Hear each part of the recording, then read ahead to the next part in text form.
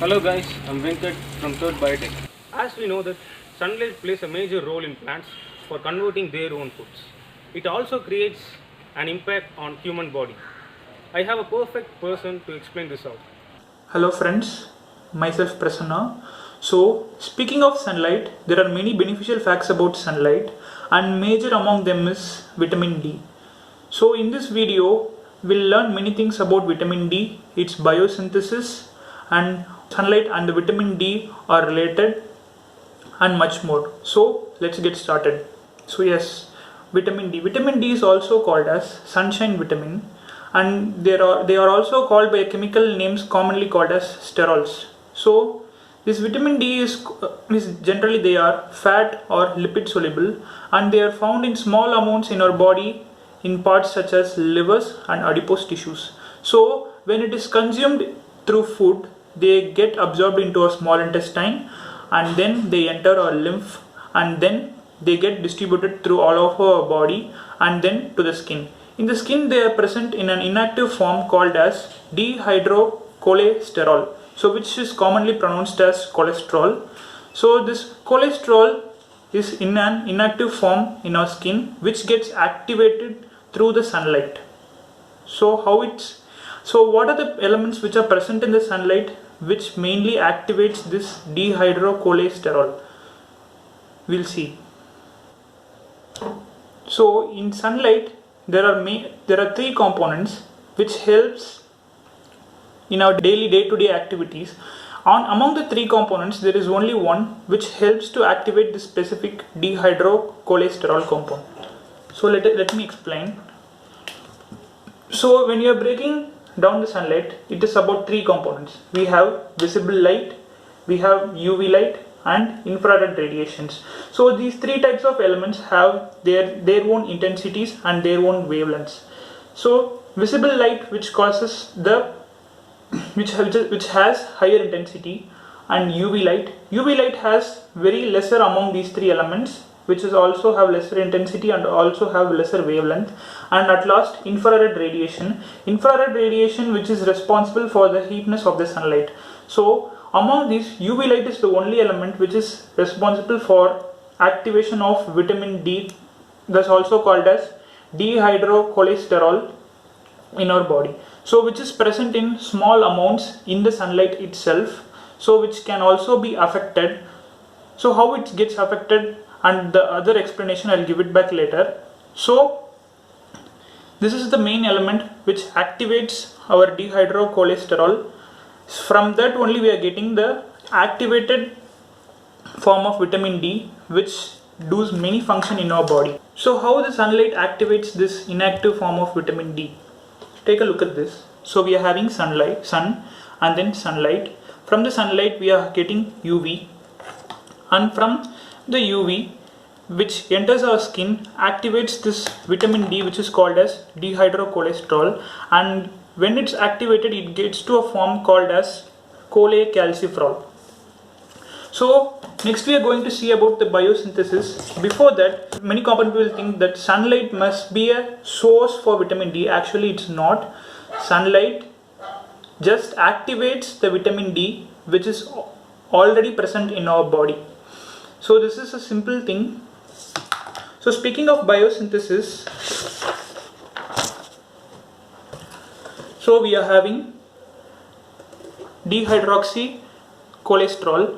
So when it's present in our skin, so when the UV light passes through our skin, it gets activated and forms cholecalciferol, and after several reactions this cholecalciferol directly gets to a biologically active form called as calcitrol, so which is also called as, with a specific chemical name, also called as 1,25 dihydroxycholecalciferol.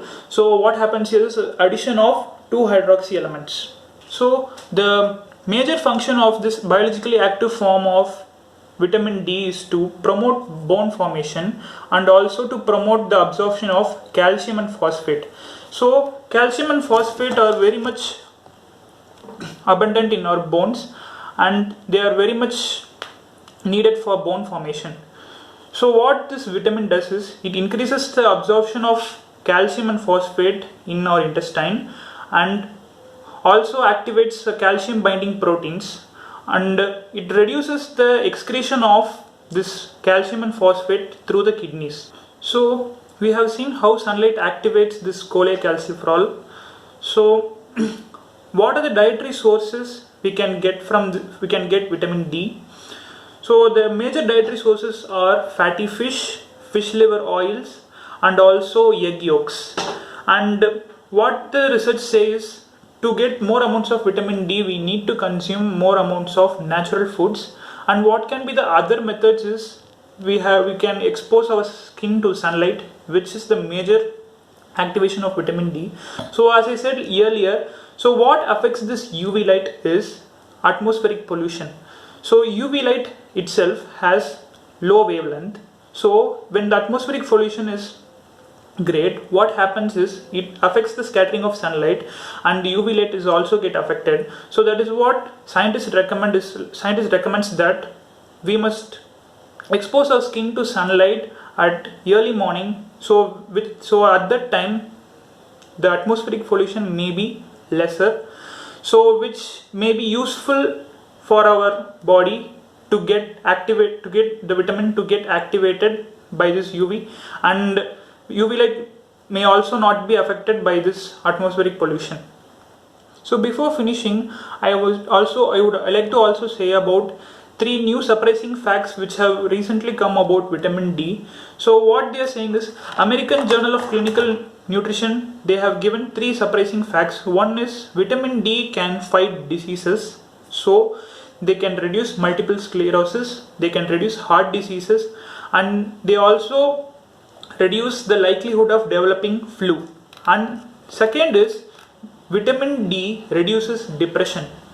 So not only used for bone formation, they are also saying that the specific cholecalciferol can also be used to reduce depression. So the third surprising fact is vitamin D can also help to boost weight loss. So one study proves that people who are taking daily calcium with vitamin D supplements has proven with increased weight loss. Thank you, Prasanna, for your explanation. I have some history to share with you. Before that, I need something.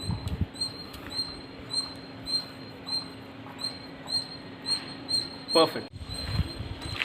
In the year 1650 was the first case of vitamin D deficiency was properly registered.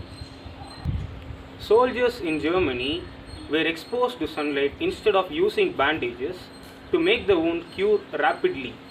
In ancient Rome, solar architectures were used to trap the sunlight.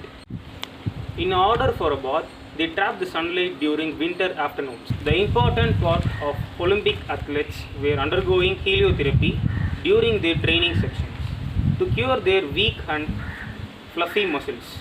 Vitamin D deficiency patient a dedicated room which is more exposed to sunlight.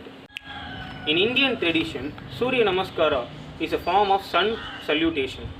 It indirectly says to expose yourself to sunlight. The great scientist Stephen Hawking once had a question. Why do governments spend billions of money in research other than using it for the development of their own people? Well, he said that to have a future.